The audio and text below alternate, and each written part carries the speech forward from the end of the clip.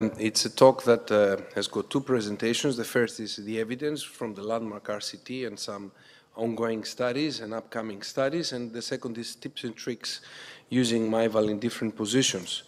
So this is the MyVal that we're using. It's a balloon expandable valve with open cells towards the open part of the valve and the closed cells covered with internal and external PET cuff. The interesting thing about the valve is, first, the frame is a little bit shorter, but the most important thing is that it comes in many, many sizes. So apart from the standard sizes 20, 23, 26, 29, you've got the intermediate sizes, the 1.5 sizes, that the rationale is to customize and fit the true anatomic needs of the patients. And we'll see that this is quite important. The other interesting feature of the valve is that it is inserted through an expandable sheath, which is 14 French, same size for every implant. Third is that we have two extra large sizes, 30.5 and 32, and I know the company is preparing a 35 one as well, which is quite important. All of them can be accommodated through the same sheath. And there is, of course, a navigator delivery system, which is flexible, steerable, quite soft. The fourth most interesting thing is that the valve is always pre-mounted on the balloon, so you don't have to assemble and connect the balloon and the valve inside the patient. It is pre-mounted, pre-assembled, and introduced straight to the patient. So, for example, if you cannot get the valve in position, you can take it out, you can adjust your strategy, for example, put a body wire or put a stronger wire, a stiffer wire, and you can reinsert the valve.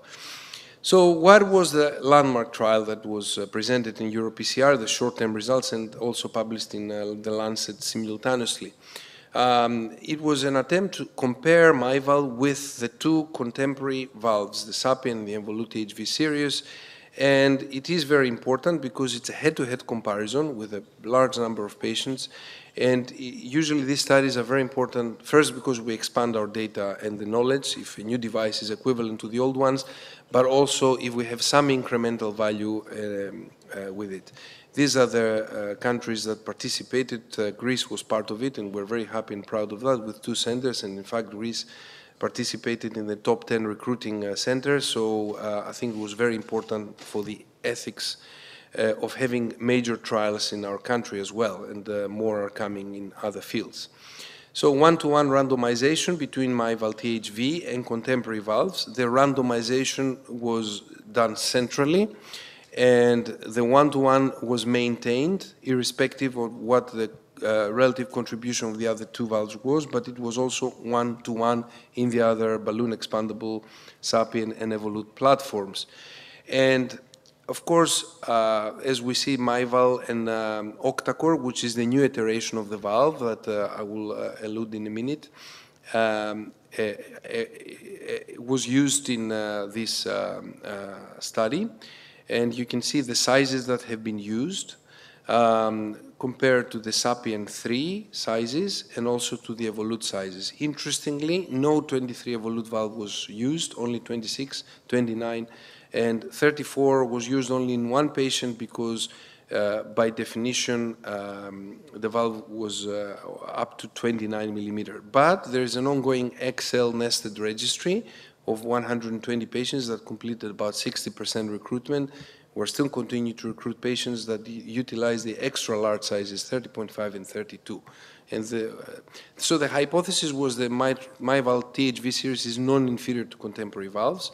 And these are the numbers, so assumed event rate of 26.1, non-inferiority margin of 10.44, and some statistical things that I do not understand because I'm just a doctor. What is interesting, however, is that the intermediate sizes were used in a significant 48%, so half the cases we used intermediate sizes, which shows that actually having intermediate sizes was taken into account in the practice of the physicians and was actually applied to the patients. And this is in keeping with across the board for every studies. Now, these are the demographic of the patients. There were no differences between the cohorts, and these are typical cohorts. So elderly patients equally distributed between male and female. The symptoms NYHA class 3 or 4 was over 50% of the patients.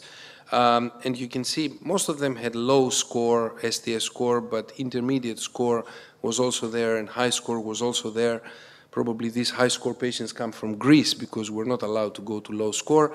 But nevertheless, this is typical of the contemporary status of the patients involving intermediate and low score patients now in Europe at least. And these are the comorbidities of the patients. So about half of them had significant renal impairment. And of course, there was an element of other comorbidities that we commonly see in this population. So all of these patients had severe aortic stenosis with mean gradients around 40, peak gradients of 65, valve areas of 0.7, and you can see the annulus mean was 471 square millimeters, and the mean perimeter was 80 millimeters. And there was a significant proportion of bicuspid valves as well, because really there was no exclusion criteria for this randomized trial. That is also quite significant. It was almost an all-comer study in that if you had aortic stenosis and the heart team thought that you need to have a TAVI, you were going into the trial, and that's it. No exclusions there. So the non-inferiority margin was taken into account at this statistical value, and the one-sided upper 97% interval was calculated at 3.8%. So you can see that this cohort, these needs were actually met, and if anything, there was a trend towards improvement of the outcome in the THV series by a non-significant, of course, 2.3% in the MyVal cohort.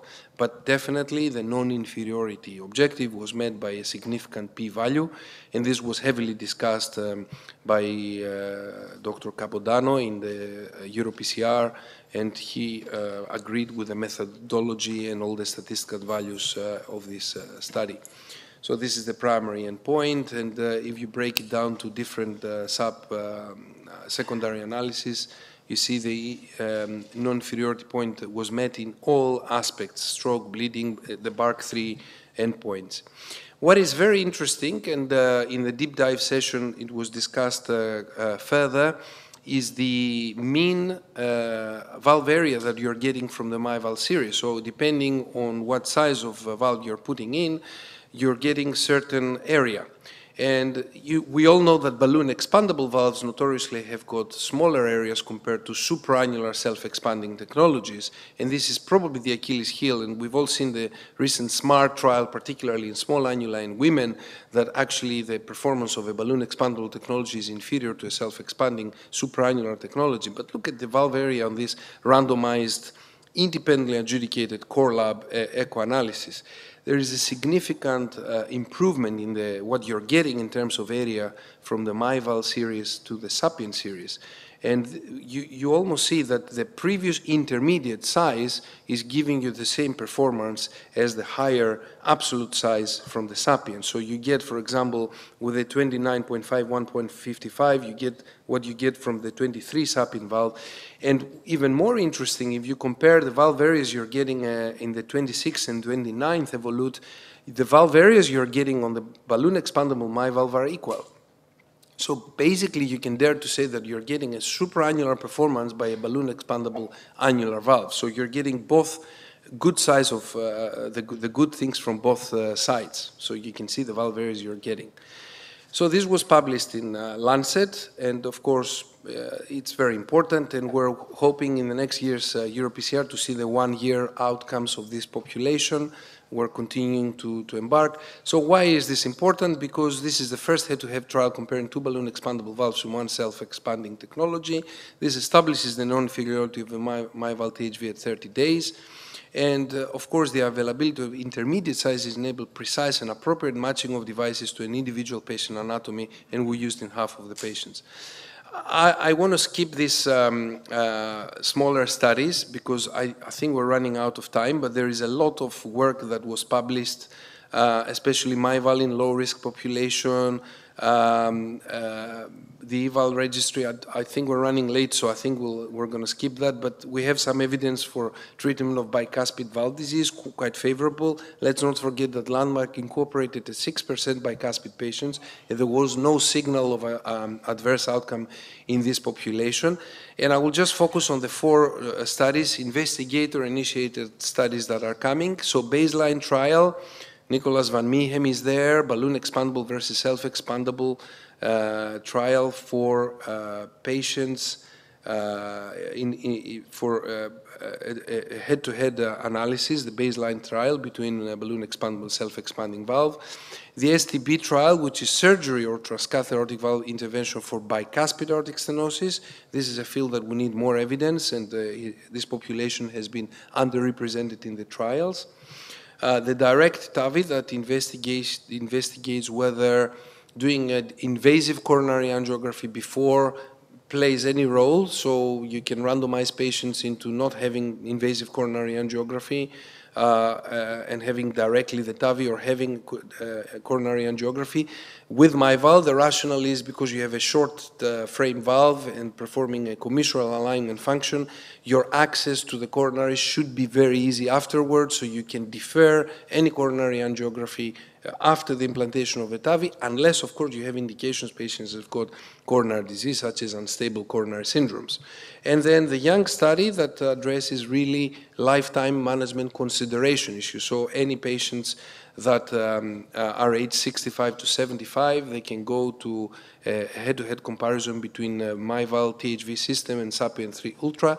So this is a very ambitious program that is being executed in an investigator-initiated study. So as a conclusion, in this first part, MyVal platform has already demonstrated non-inferiority in a short-term randomized comparison with contemporary valves. It has exhibited, however, superior hemodynamic performance, being the only balloon expandable annular technology at the moment with supraannular hemodynamics, at least in the 26 and 29 millimeter sizes. And of course, the presence of intermediate sizes in theory offers the closest option to a customizable TAVI, personalized TAVI implant in the market. And of course, we're still awaiting the mid and the long-term results. However, this offers the potential for durability and lifetime management consideration options. So that's the first presentation. And we can Blasi, in the meantime, so while you prepare your next presentation, so can you speculate on why do you have this difference, the larger effective orifice area of MyValve for the same valve, for the 26, for 29, why do you have as compared to the other balloon expandable valve, like the Edwards? It's a manufacturing issue. So it was discussed heavily in EuroPCR. I happened to be the panel. Patrick Sirois gave the explanation. It's an engineering explanation. It has to do with the way the leaflets are sutured inside the frame. The suture material, the leaflet processes, and also the quality of the frame. So you've got less cells in this, both in the conventional MyVal and the octacore. The frame is thinner, although it still has the same radial strength.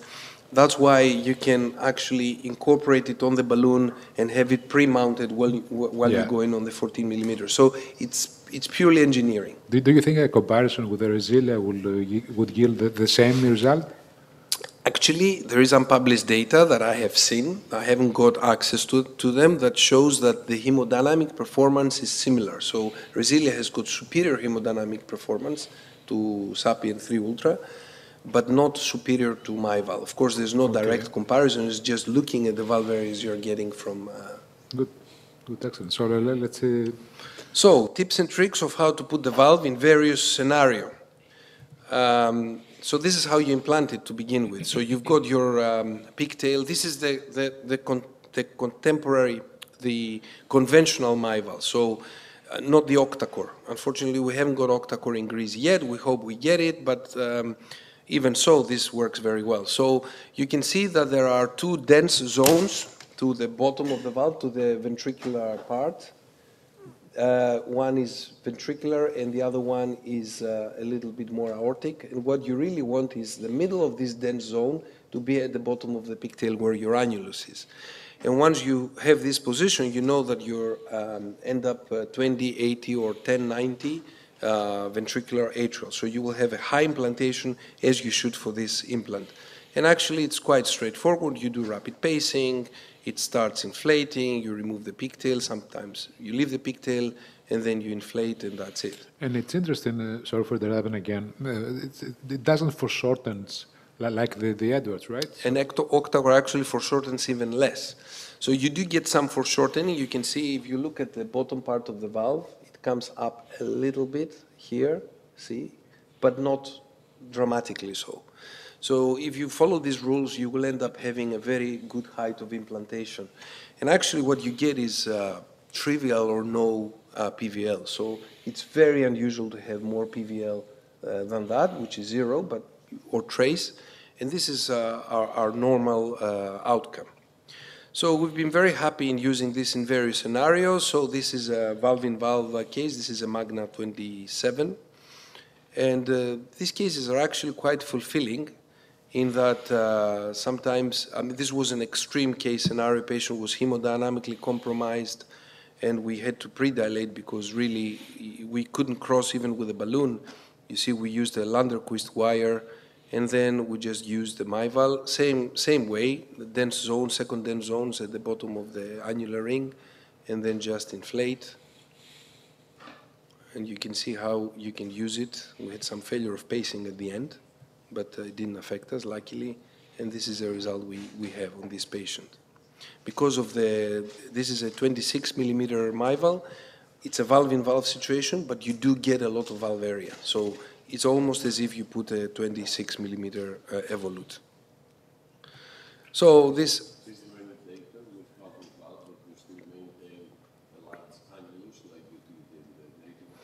Well, it's work in progress. Certainly our experience with a few cases we've done has been very favorable. We have done as low as 19 millimeter trifecta because we didn't have any other options for this patient. But generally we are going for valves above 23 millimeters for balloon expandable. Yes, either before or after. Yeah, it's the same as with any other technology, yes. Exactly. So this is an interesting case that we presented in EuroPCR. So this was a patient that had been operated twice for coarctation. You can see that there is a double lumen aorta. First there is the graft, and then there is a narrow part, which is the old coarctation, that there's still some flow in there. But obviously we wouldn't want to go through the old coarctation. We thought that we would be able to go through the graft, but there is acute angulation and some calcification. Of course, severe aortic stenosis with tricuspid valve and a lot of calcium in there. So we thought we'll transverse this graft with 2 wires, having a body wire option. You can almost see this there, shadowing the calcium where the graft is. And we were able to go in with a balloon and pre-dilate, but then going in with a valve, it was very difficult. So we went through the first bend, but going through the second bend, it wasn't possible. But the beauty of this valve is you can take it out, you can change your wire. And in this particular case, what we did, and this was advice given by our vascular surgeon who was present, take the wire, estimate 40 centimeters from the tip and use an acute bend. So we bended the wire. We were lucky that the bend actually happened to go to the place that we needed it. So by negotiating the bend, we were able to transfer the pivot point of the valve, and we were able to actually cross. And you will see that this took a little bit, but we went through the first, the second bend, and then gradually the third bend over the bended wire. And then it was horizontal, but that's not a problem because you can use the bend of the system. There was some tension. We took our time to implant it. We just pulled back a little bit because we dived into the LV. But you can control that, and then just went in for this and inflated. So some challenges there, but the result was very good. There was some mild or trivial PVL, but the patient did very well. And also another case of coarctation. This is a trifecta that degenerated with the AR mostly. And the patient had a previous operation of the coarctation with an S-curve. There was enough lumen there, but of course the tight angulation was an issue. Some sizing issues here, and here you can see negotiating the bend. So again, body wire, but the system is quite flexible and it's soft, so you don't have a lot of pushability, but it is quite flexible.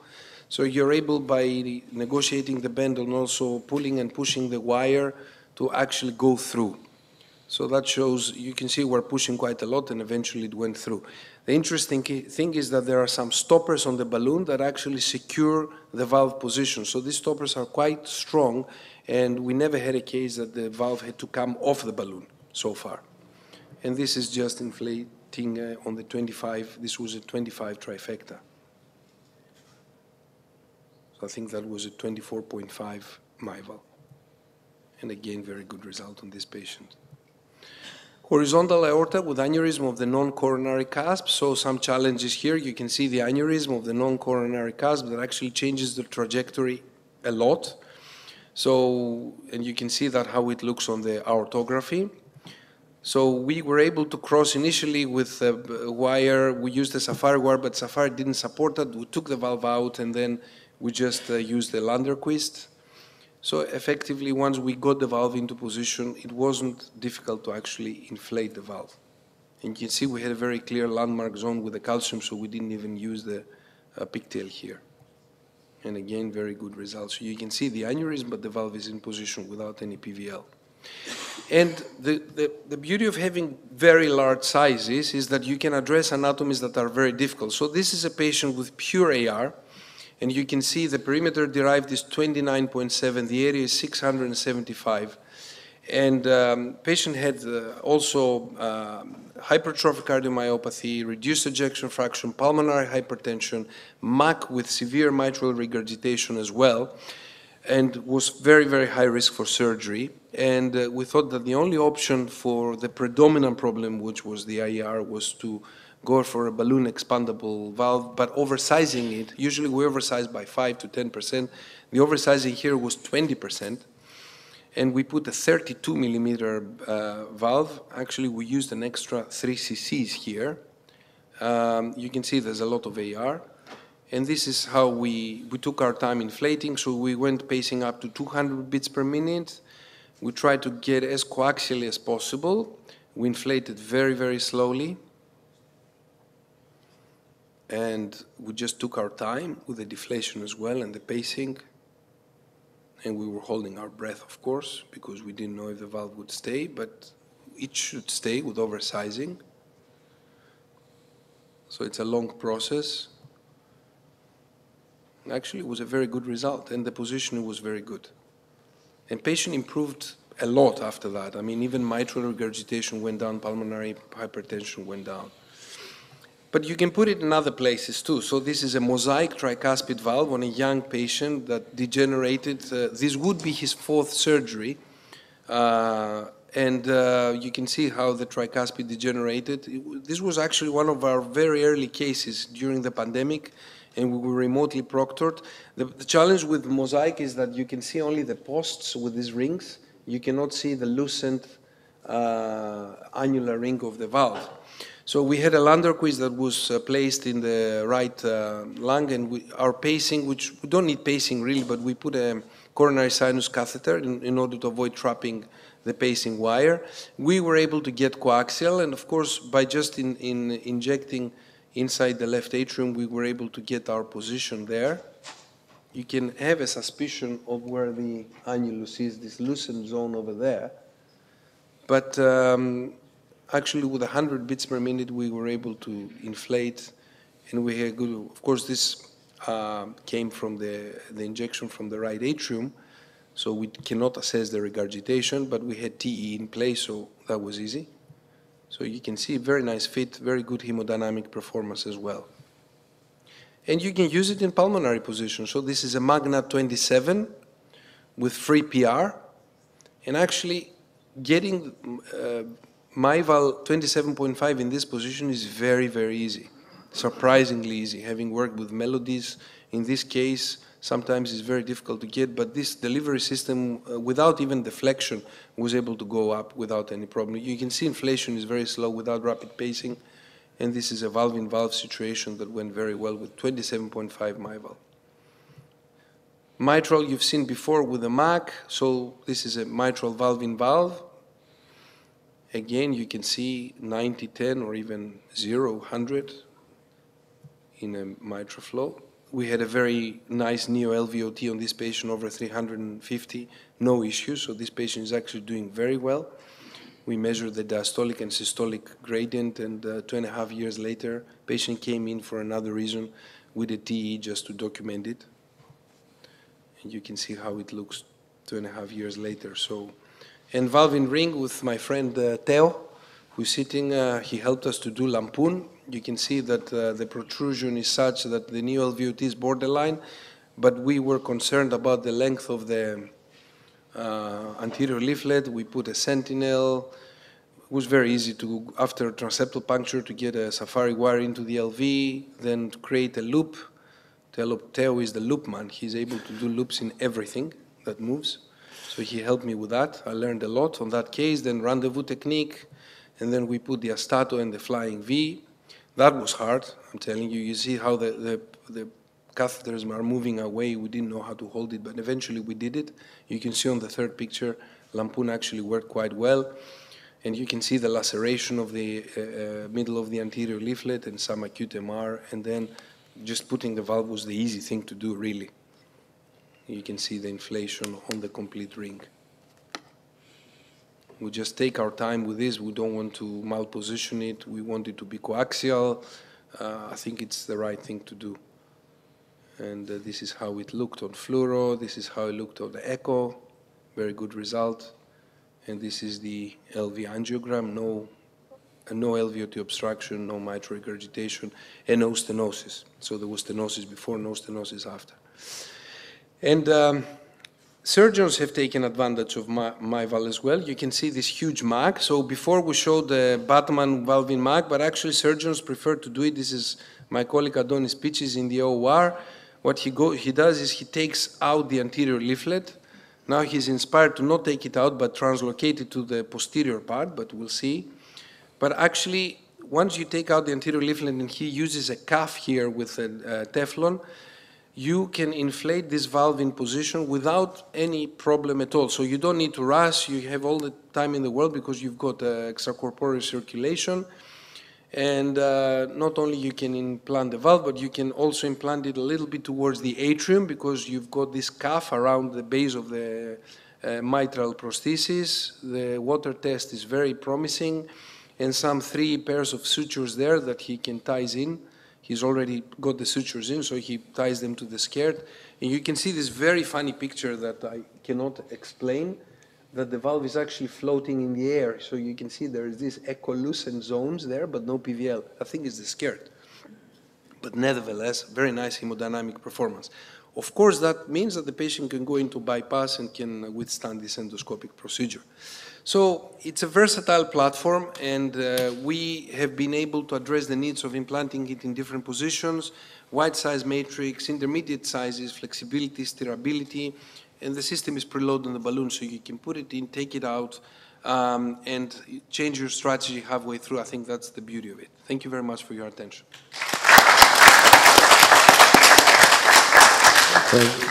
These were amazing tips and tricks.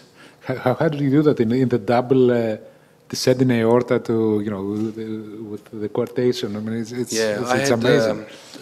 Professor Papazoglou, who is a master in EVAR, and he helped me a lot. I wouldn't know this trick, but we always do them with vascular surgeons. And well, he told me you need to put a bend because this is how we put our grafts when we cannot navigate. I said, how do I calculate the bend? Oh, come on, calculate it, about 40 centimeters. So I took the one Landerquist out, I just created a bend and put it back in, and I was lucky because it was there. Of course, you had some slack you could push in and out, but it helped. It changed the track, 100%. Outside of the avenue, but these were really excellent cases. So it's very versatile valve, and maybe Elias, who's our research coordinator, now that baseline includes, apart from Edwards, this valve as well. My valve will be a good alternative for us.